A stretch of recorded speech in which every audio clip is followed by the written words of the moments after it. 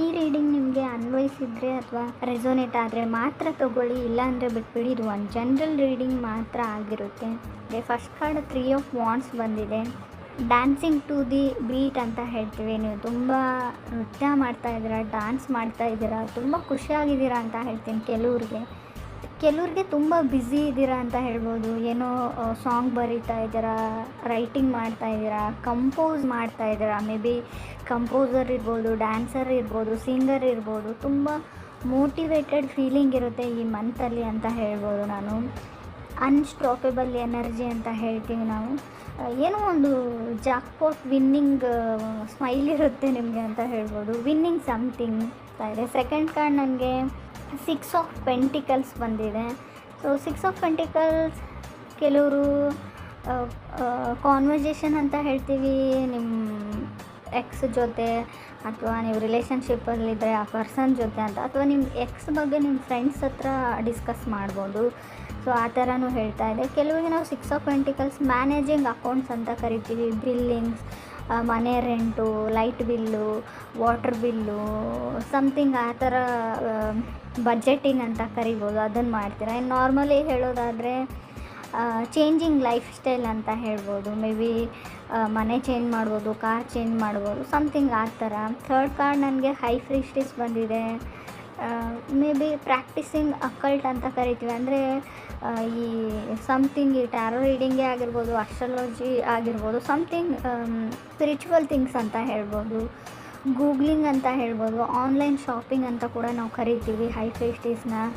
ಅಥವಾ ನಿಮ್ಮದು big house to small house, ಮನೆ ಸಣ್ಣದಾಗಿದ್ರೆ ದೊಡ್ಡ ಮನೆಗೆ ಹೋಗ್ಬೋದು.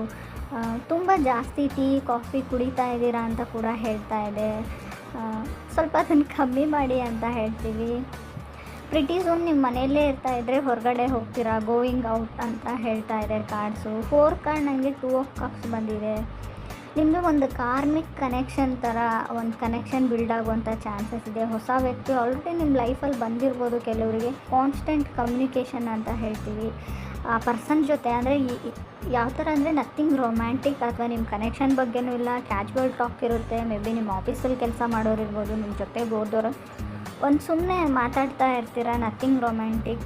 ಸಮ್ಮೊನ್ ಫ್ರೆಂಡ್ಲಿ ಇರ್ತಾರೆ, ಬಟ್ ಅವ್ರ ಜೊತೆ ನಿಮ್ದೊಂದು ಸೋಲ್ ಕನೆಕ್ಷನ್ ಅಥವಾ ಕಾರ್ಮಿಕ್ ಕನೆಕ್ಷನ್ ಅನ್ನೋದು ಬಿಲ್ಡ್ ಆಗುವಂಥ ಚಾನ್ಸಸ್ ಇದೆ.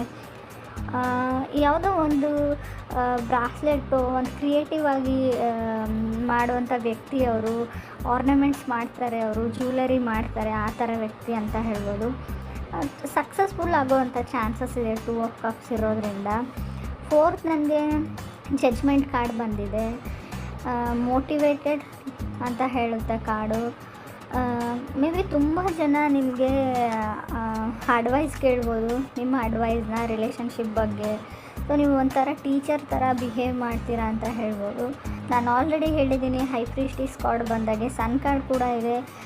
ತುಂಬ ಹೆವಿಲಿ ಆನ್ಲೈನ್ ಪರ್ಚೇಸಿಂಗ್ ಮಾಡೋವಂಥ ಚಾನ್ಸಸ್ ಇದೆ. ಹಣಕಾಸಿನ ಬಗ್ಗೆ ಸ್ವಲ್ಪ ಹುಷಾರಾಗಿರಿ ಅಂತ ಹೇಳ್ತೀವಿ. ಸನ್ ಕಾರ್ಡ್ ಇರೋದ್ರಿಂದ ಮೇ ಬಿ ಆಲ್ರೆಡಿ ಮ್ಯಾರಿಡ್ ಆಗಿದ್ದರೆ ಪ್ರೆಗ್ನೆನ್ಸಿ ಕಾರ್ಡ್ ಅಂತ ಹೇಳ್ತೀವಿ. ಬೇಬಿ ಬರೋವಂಥ ಚಾನ್ಸಸ್ ಕೂಡ ಇದೆ. ಮೇ ಬಿ ಸಡನ್ನಾಗಿ ನಿಮ್ಮ ಫೀಲಿಂಗ್ಸ್ನ ಯಾರಾದರೂ ಕ್ಯಾಚ್ ಮಾಡ್ಕೊಳ್ಬೋದು ಅಂತ ಅನಿಸುತ್ತೆ, ಅಥವಾ ನೀವು ಯಾರ ಫೀಲಿಂಗ್ಸ್ ಆದರೂ ಕ್ಯಾಚ್ ಮಾಡ್ಕೊಳ್ಳೋಂಥ ಚಾನ್ಸಸ್ ಕೂಡ ಕಾರ್ಡಲ್ಲಿದೆ. So judgement card, sun card ಇರೋದ್ರಿಂದ ವರ್ಕ್ ಲೈಫ್ ಕೂಡ ಬ್ಯಾಲೆನ್ಸ್ಡ್ ಆಗಿರುತ್ತೆ. ಮನೆ ಮತ್ತು ವರ್ಕ್ ಎರಡನ್ನೂ ಬ್ಯಾಲೆನ್ಸ್ ಮಾಡ್ತೀರಾ ಅಂತ ಕೂಡ ಕಾರ್ಡ್ ಹೇಳುತ್ತೆ. ಲೊಕೇಶನ್ಸ್ಗೆ ಹೋಗುವಂಥ ಚಾನ್ಸಸ್ ಇದೆ.